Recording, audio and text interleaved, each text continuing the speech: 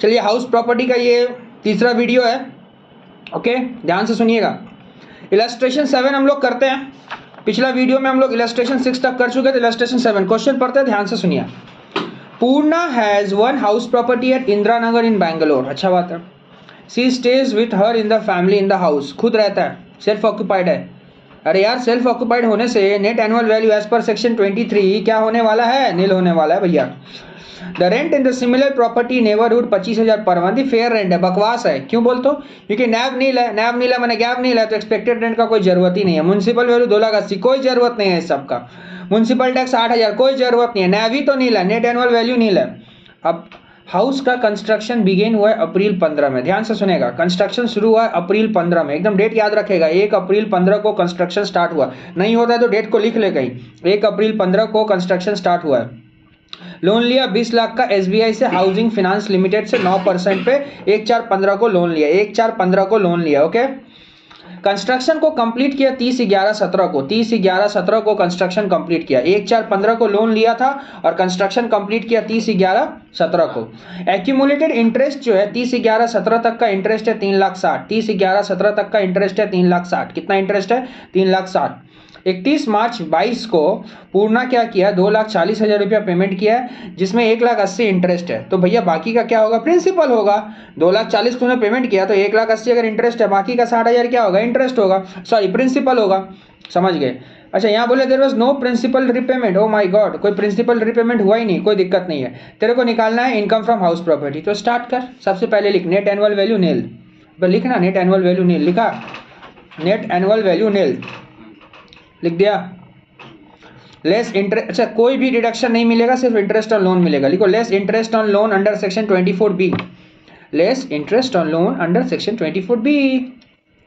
अब सुन, यहां पर एक बात हम बता रहे हैं, यहां ना इंटरेस्ट एक निकलता है करंट ईयर का इंटरेस्ट और एक प्री कंस्ट्रक्शन, दो निकलता है, ठीक है। तो पहले तो करंट ईयर का इंटरेस्ट लिख, करंट ईयर का इंटरेस्ट, करंट ईयर का interest, current year interest. Boss तेरा करंट प्रीवियस ईयर क्या है? 1/4/21 टू 31/3/22 ना, लिखना करंट ईयर इंटरेस्ट 1/4/21, 1/4/21 टू 31/3/22, 1,80,000। 1,80,000 कहाँ से लिए?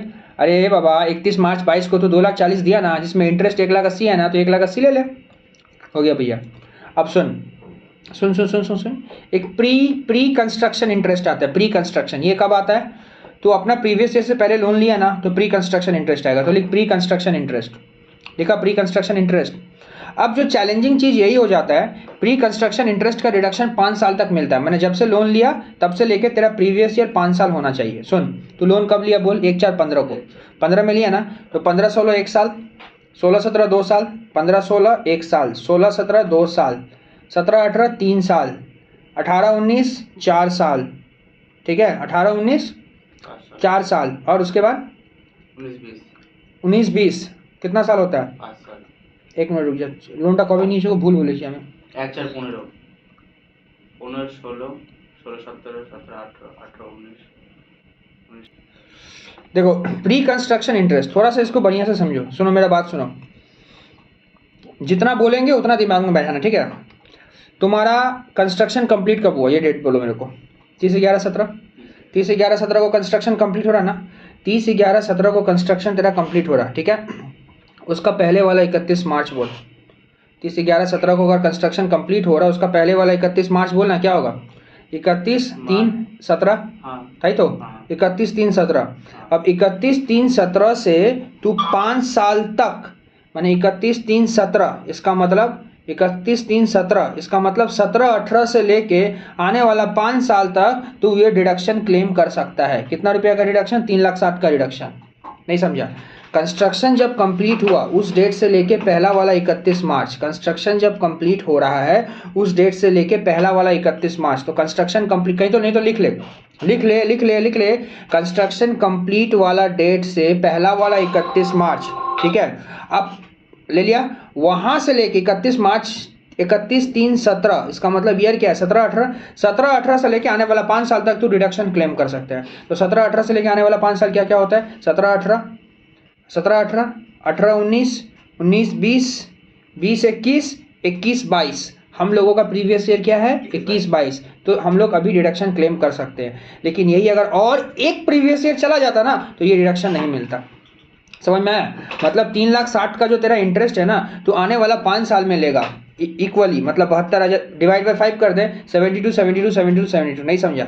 फिर से समझ। कंस्ट्रक्शन कंप्लीट कब हो रहा भैया? 30/11/17 को। उसका पहले वाला 31 मार्च बोल, 31/3/17, 31/3/17 खत्म हो रहा, तो वो ईयर क्या माना जाएगा? वो ईयर तो खत्म हो गया, 17 तो खत्म हो गया, तो फिर नेक्स्ट ईयर आएगा ना 17-18 को, तो रिडक्शन क्लेम करेगा ना। तो 17-18 होता है, तो 17-18 से 5 साल तक तू ले सकता है। 17-18 में भी लिया होगा, 18-19 में भी लिया होगा, 19-20 में भी लिया होगा, 20-21 में भी लिया होगा, 21-22 तक लेगा। तो तेरा प्रीवियस ईयर तो 21-22 है ना, तो तू रिडक्शन क्लेम कर सकता है। समझ में आया? तो प्री कंस्ट्रक्शन इंटरेस्ट हम लोग जो लेंगे कितना लेंगे बोल तो 3,60,000 इंटू 1/5, 3,60,000 इंटू 1/5 कितना होता है? 72,000, 72,000 होता है। तो इंटरेस्ट कितना है? 2,52,000, 2,52,000। अब भैया सेल्फ ऑक्यूपाइड हाउस प्रॉपर्टी का मैक्सिमम डिडक्शन लिमिट कितना होता है? 2 लाख। तो लिख दे restricted to income from house property 2 lakh, negative में 2 लाख लिख दे। 2 लाख का ही मेरे को डिडक्शन मिल सकता है। इनकम फ्रॉम हाउस प्रॉपर्टी कितना मिलेगा? 2 लाख रुपया, नेगेटिव 2 लाख दे दे। ठीक है?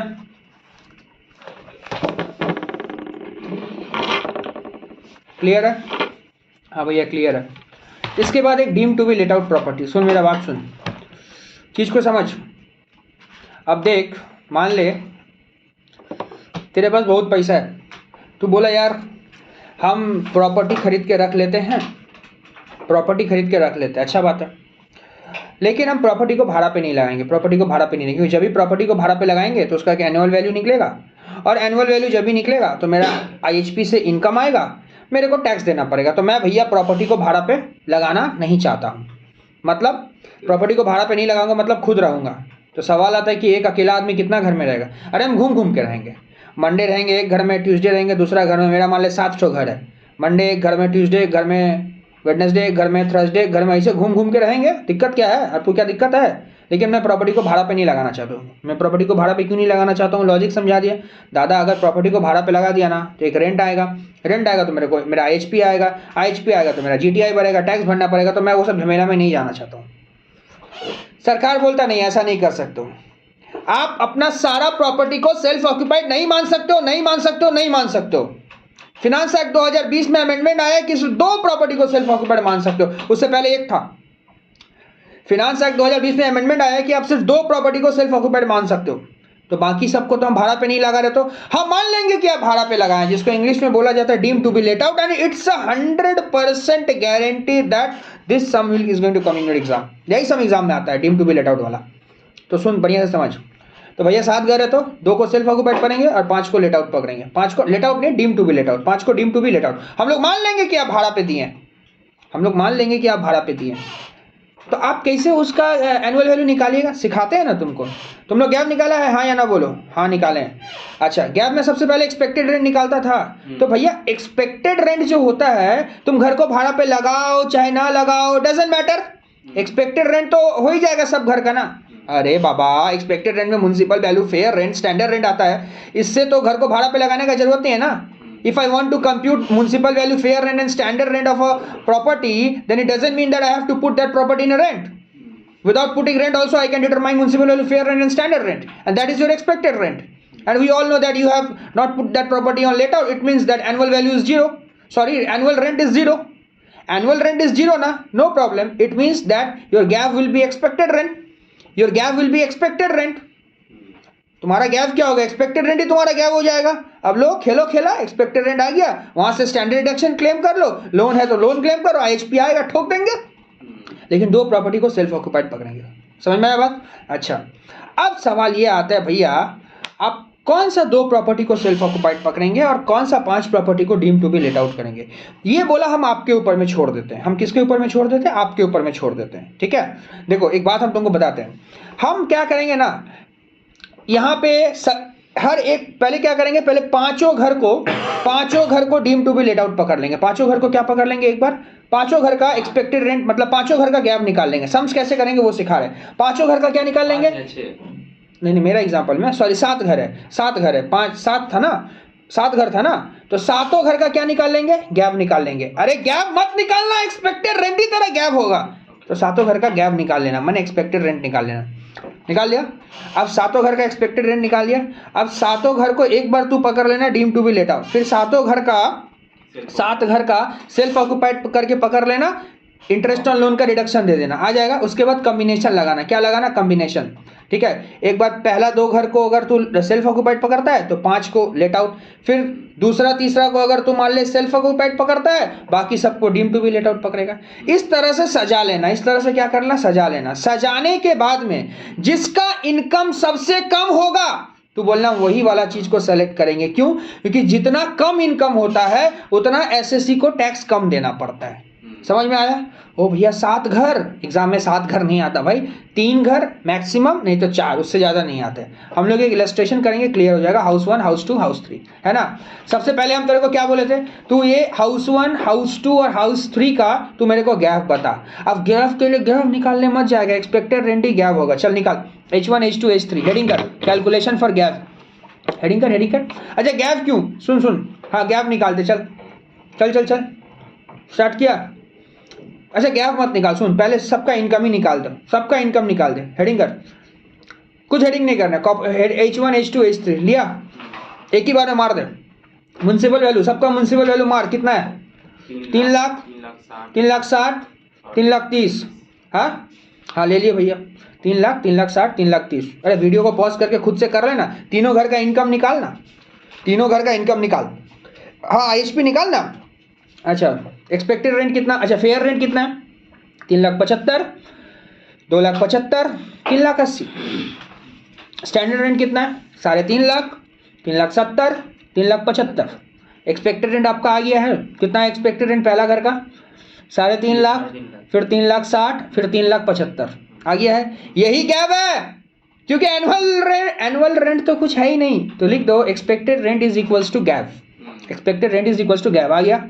अब गैप से क्या माइनस करते हैं, म्युनिसिपल टैक्स, माइनस कर म्युनिसिपल टैक्स, कितना बोला 12%, तो मार 3 लाख का 12% मार, म्युनिसिपल वैल्यू का ऊपर में मार, म्युनिसिपल टैक्स मार, 3 लाख 60 आएगा पहला घर का, सॉरी 36,000 आएगा पहला घर का, 28,800 दूसरा घर का, और 19,800 तीसरा घर का। अरे खुद से कर, आप जल्दी बोल रहे, खुद से कर, बचपन से ही सब सीख रहा।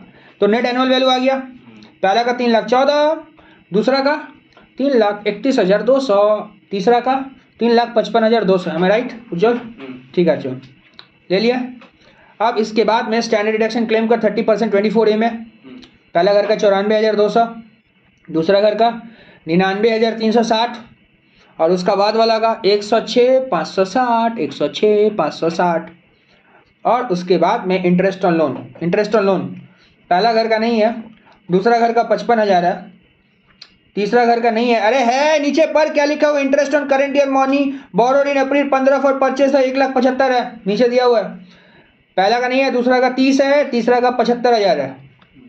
अच्छा भैया दूसरा का 30 क्यों ले रहे हैं आप, दूसरा का 30 क्यों ले रहे हैं आप, सुनो ना क्या लिखा, interest on money borrowed for repair of the property, repair के लिए, हाँ तो सुन लो ना, 55 लो, अभी तो लेट आउट चल रहा ना, अभी सेल्फ ऑक्यूपाइड होने से 30 होता है।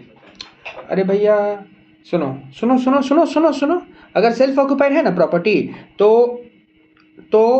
कंस्ट्रक्शन के लिए मैक्सिमम लिमिट 2 लाख, रिपेयर के लिए मैक्सिमम लिमिट 30,000, और अगर लेट आउट है या deem to be let out है तो कोई भी लिमिट नहीं है, जो रहेगा वही छाप देना। तो अभी तो हम लोग deem to be let out का हिसाब कर रहे हैं ना, तो 55 आएगा हाउस 2 का, और हाउस 3 का 175। तो कितना आंसर आया, हाउस 1 का 2,19,800, हाउस 2 का 1,76,840, हाउस 3 का 73,640 आ गया, ठीक है। यहाँ हम लोग क्या किए, तीनों घर को क्या पकड़ लिए, deem to be let out. तुम ऊपर में हेडिंग कर सकता है, calculation for income of house property, ऊपर में हेडिंग कर देना, calculation of income from house property, treated all house as deem to be let out, treated all house as deem to be let out, ठीक है। अब क्या कर रहे हैं, treated all house as self occupied, treated all house as self occupied. तो H1 H2 H3 SO मार दे।